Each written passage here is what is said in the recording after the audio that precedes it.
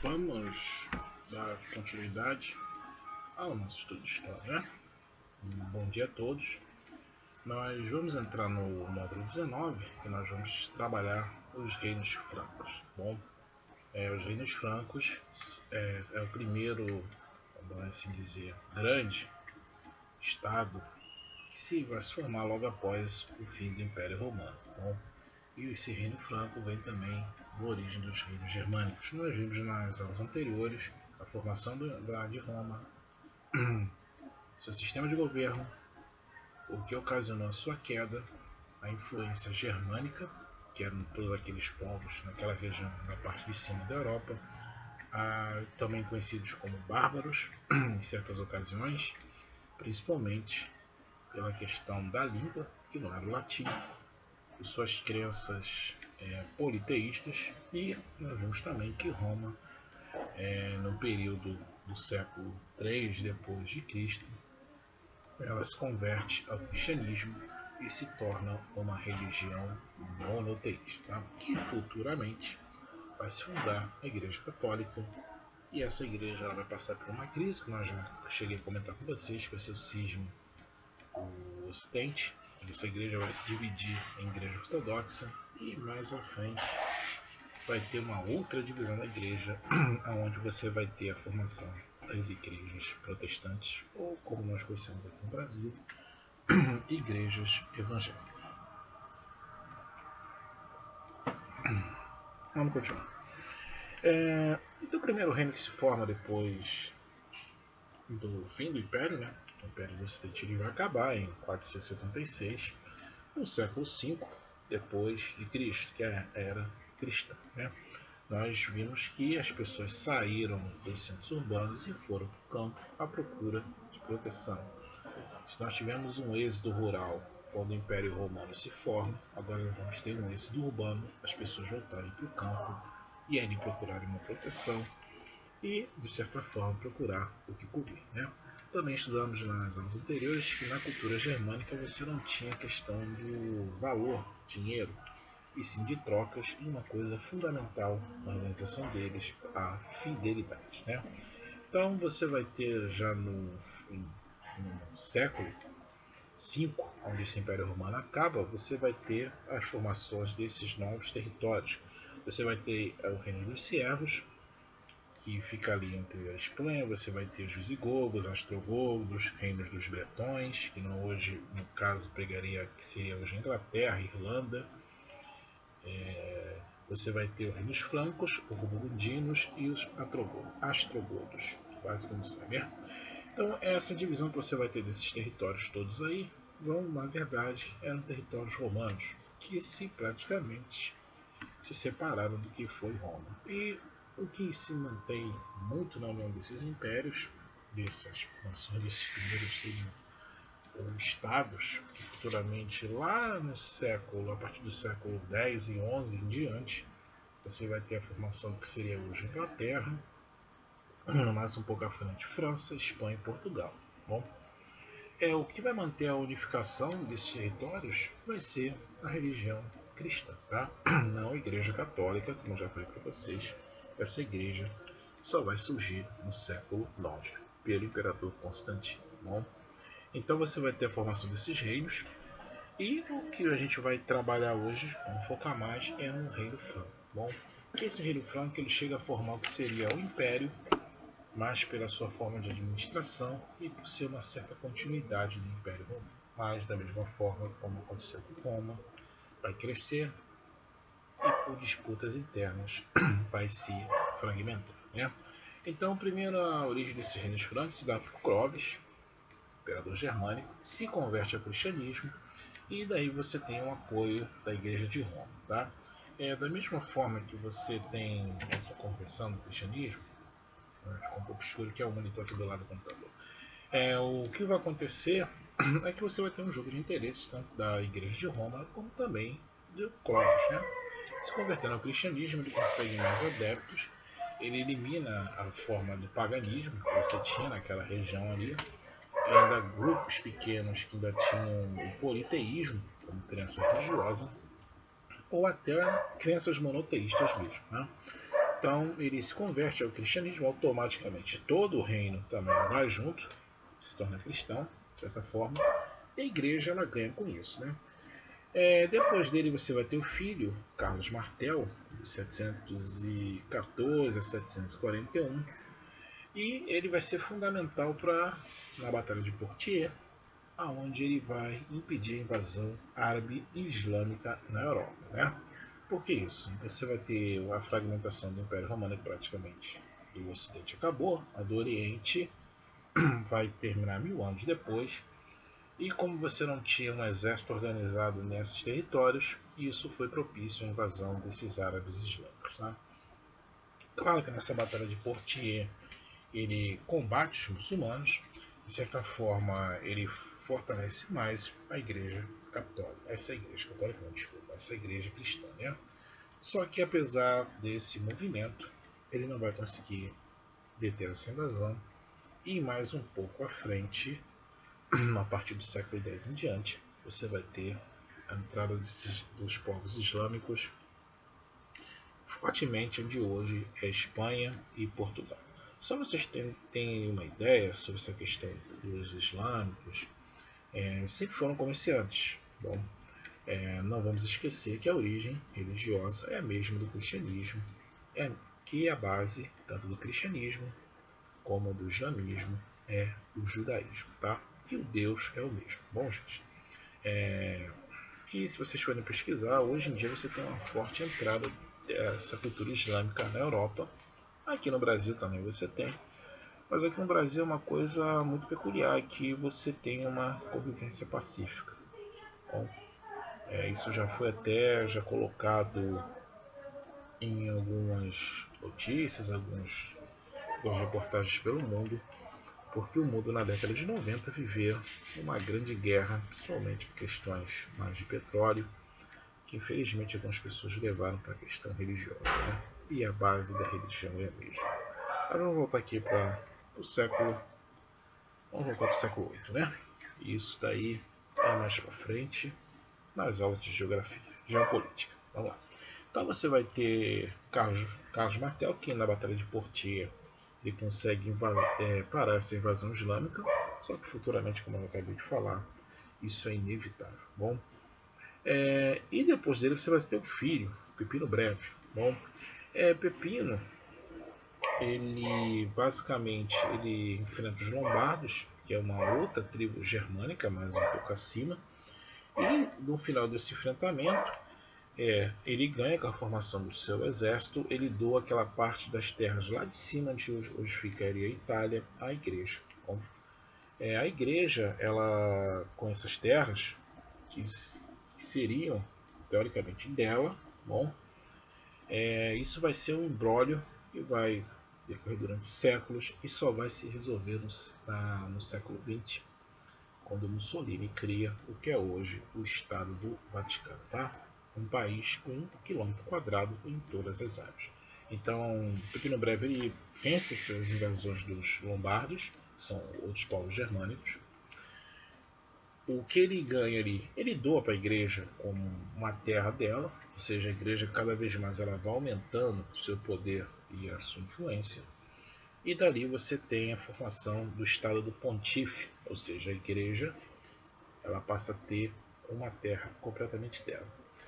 E vai ser discutível durante séculos, e só no século passado, quando Mussolini ele assume o governo da Itália, ele vai doar essa parte da terra, vai reconhecer essa terra do Vaticano. É um país que tem um outro país dentro, que é o Vaticano, tá? 1 km², se não estiver enganado, por todos os lados. Durante muito tempo, eu acho que até hoje né? Considerado o menor país do mundo, tanto que o Papa ele tem status de chefe de Estado, tá? Ele é recebido quando ele vai aos países como chefe de Estado, né? Eu quase conheci o João Paulo II pessoalmente, que eu já trabalhei na questão da segurança desse Papa quando ele veio aqui no Brasil na década de 90, né? Então vamos continuar aqui. Então você vai ter Carlos Martel, que vai criar inicialmente o Reino Franco. Ele se converte, ele mantém a conversão do cristianismo pelo seu pai Clovis. Depois da sua morte e já o fortalecimento da igreja, você vai ter o seu filho, Pepino Breve, que ele ganha aquela parte do território que é lá de cima da Itália e doa para a igreja, criando o Estado do Vaticano, que hoje é um Estado formalizado dentro da própria Itália. E depois dele você vai ter Carlos Magno, bom, que também vai continuar impondo o cristianismo, bom, e de certa forma tenta expulsar todos os árabes e o Islã do território centro ali do Império Franco, né? Por mais que você tente acabar com uma determinada cultura, um determinado pensamento, isso a história já prova que não dá certo, né?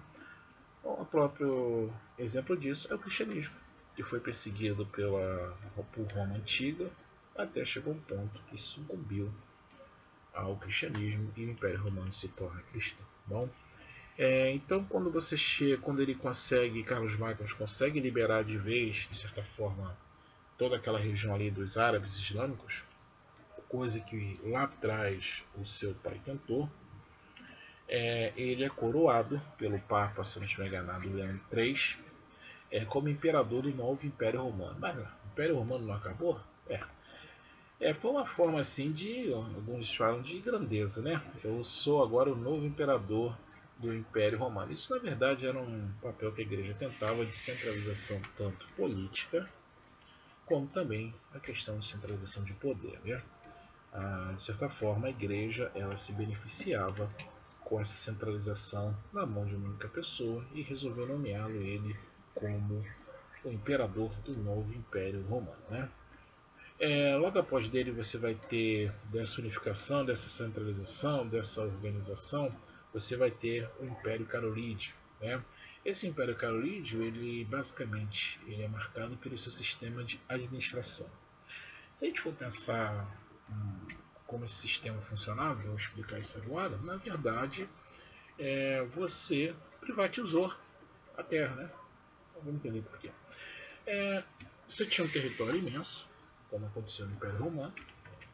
Era uma dificuldade você administrar. Como é que você vai estar nos 4 cantos ao mesmo tempo? Não tem como, né? Você, de certa forma, teria que delegar a outras pessoas ou grupos essa administração ou o auxílio dessa administração. Se você for levar para hoje o Estado, como por exemplo o Estado do Brasil, o Estado ele é administrado por representantes públicos e políticos. Você tem o presidente da República, fica aqui no sistema republicano. Nos estados você tem os governadores e nas prefeituras você tem os prefeitos, né? Juntamente com o seu corpo administrativo e político, que vão desde senadores, que é a função fiscalizar o presidente, deputados federais, deputados estaduais e vereadores. E juntamente com esse corpo você vai ter o funcionalismo público. Bom, só que diferente de hoje, daquela época, quem ganhava essa questão de administração eram pessoas de alta classe, ou como nós chamamos hoje, de nobres. Tá? Hoje em dia, se você for entrar para o serviço público, você tem a questão do concurso público, né?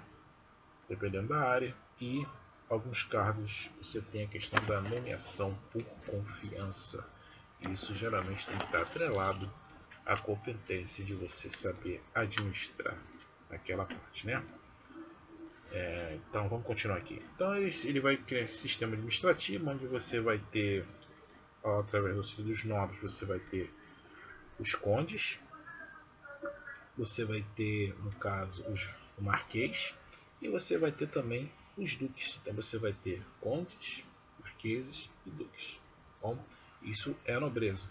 Esses nobres geralmente eram pessoas que já tinham certa condição de terras, que de certa forma apoiavam a formação desse Império Carolígio através do sistema de fidelidade. Olha a cultura germânica, e voltando novamente, em que você vai ter essa questão da fidelidade, ou seja, passou a palavra com uma questão de honra na administração desse império. Tinha que ser de alguma forma, porque estava crescendo de uma tal forma que estava findado a acontecer, que nem foi o Império Romano. Bom, então você vai ter esse trato de fidelidade, onde esses nobres vão receber as suas designações. Bom, E da mesma forma também você vai ter o acordo de suzerania e de vassalagem.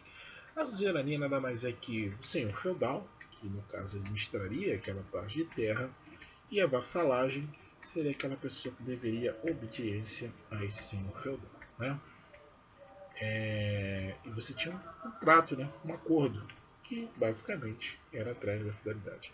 É comum a gente ver quadros da Idade Média retratando muito esse episódio, onde você vai ter uma pessoa sentada em posição mais alta e embaixo aquela pessoa se curvando, né? Muitas aquelas pessoas que são quadros de rei, mas não eram os suzeranos.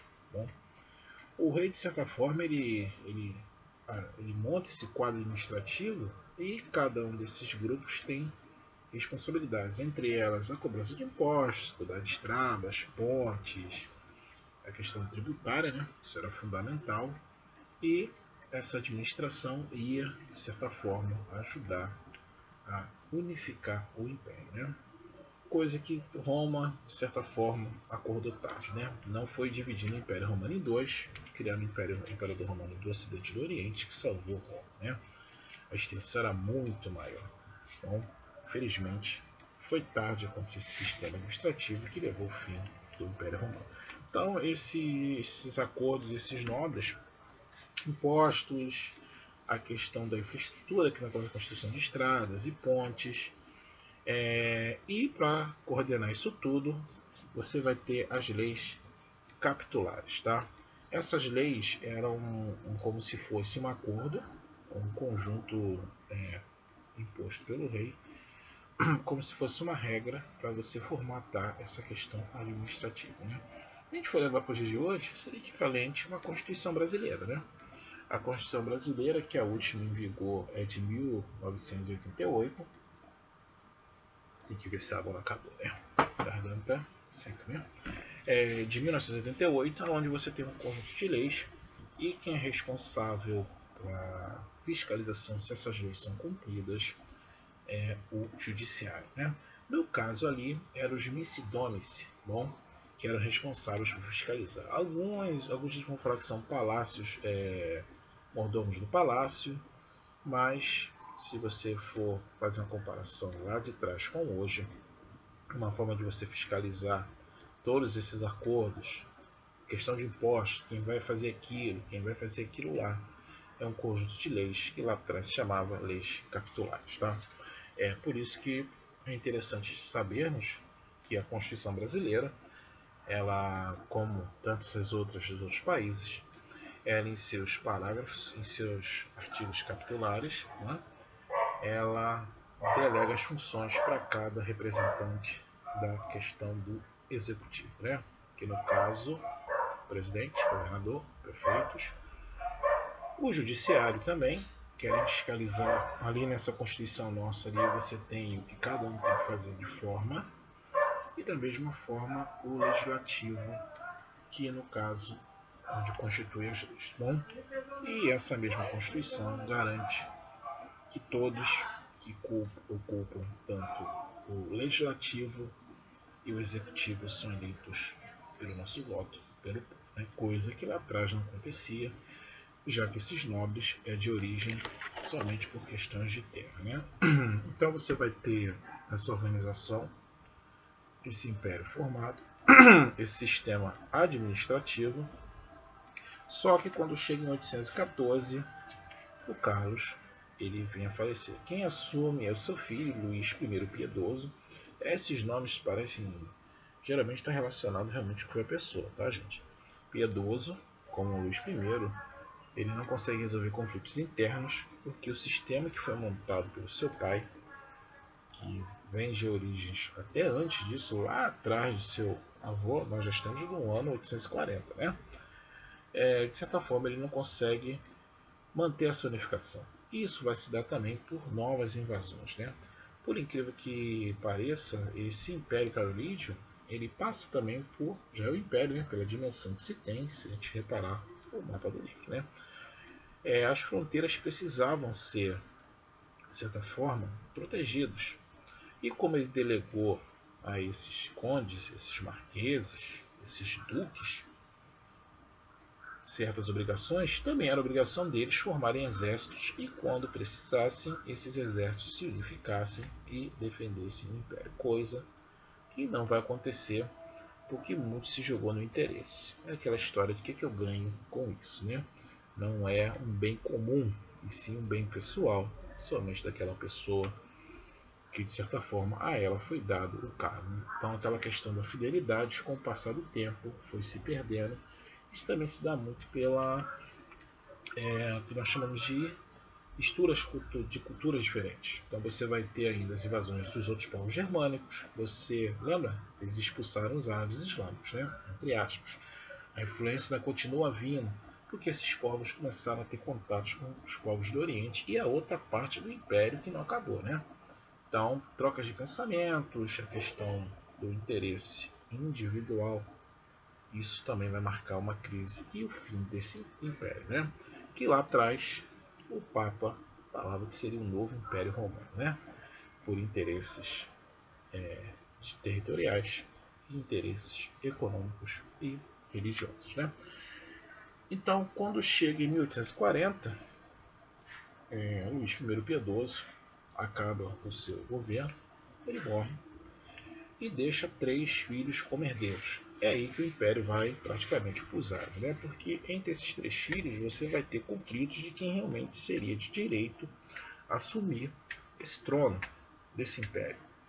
E por conflitos internos entre esses 3, quando chega em 1843, você vai ter o Tratado de Verdun. Esse tratado ele põe fim a essa disputa territorial que você vai ter nesse Império Carolíngio, aonde esse império vai ser dividido em 3 partes, né? Você vai ter o de Carlos o Calvo que realmente não tinha cabelo, né? Diferente do que não tem cabelo, né? De 840 a 877, se não estiver enganado, seria hoje equivalente à França.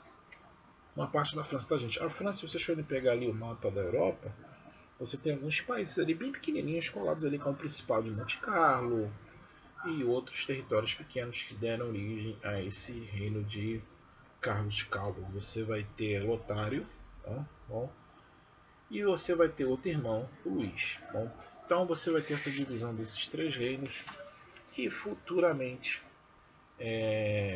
com crises internas, vai marcar cada vez mais a descentralização do império, que foi pensado de uma forma de administração e por questões de interesses individuais desses condes, desses marqueses, duques, esse império também vai ruir, né?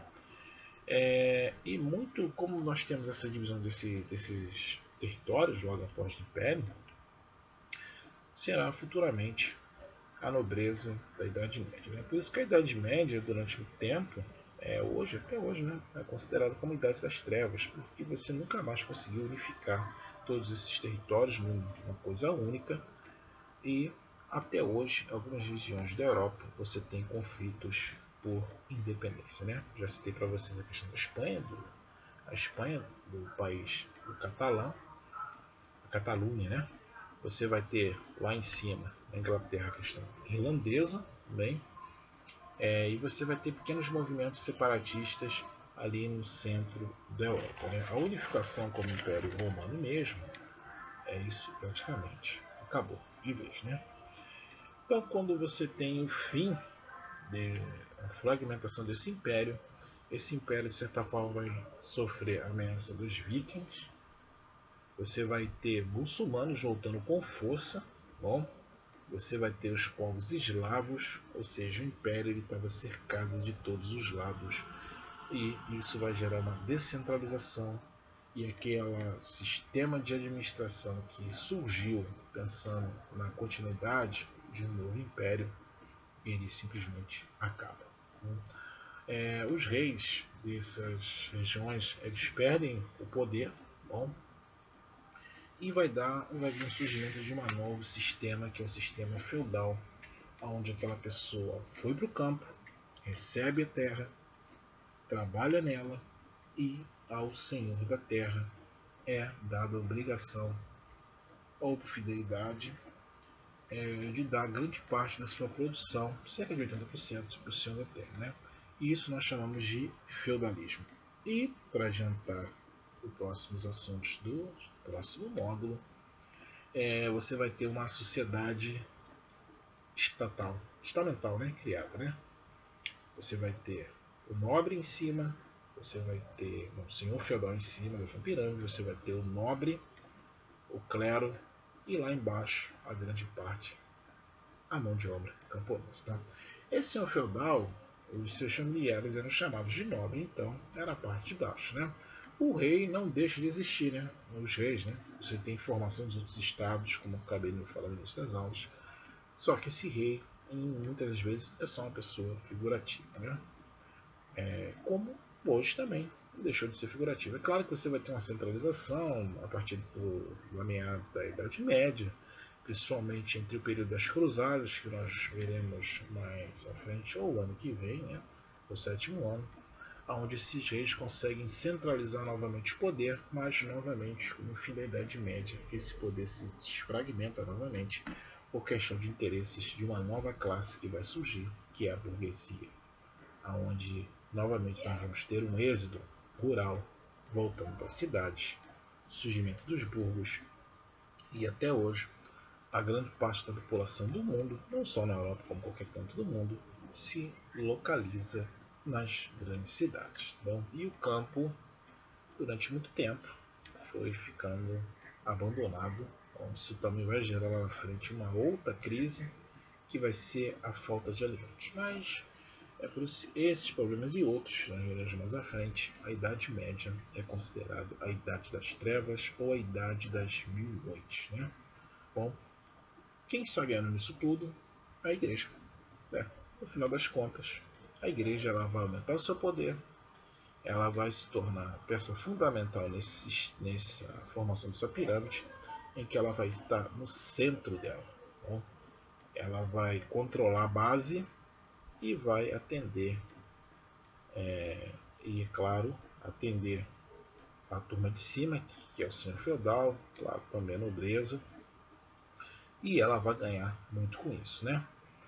E você vai ter o fim desse feudalismo a partir quando vai acabar o Império Romano do Oriente em 1476, onde o feudalismo aos poucos vai subindo e o homem volta para o centro urbano.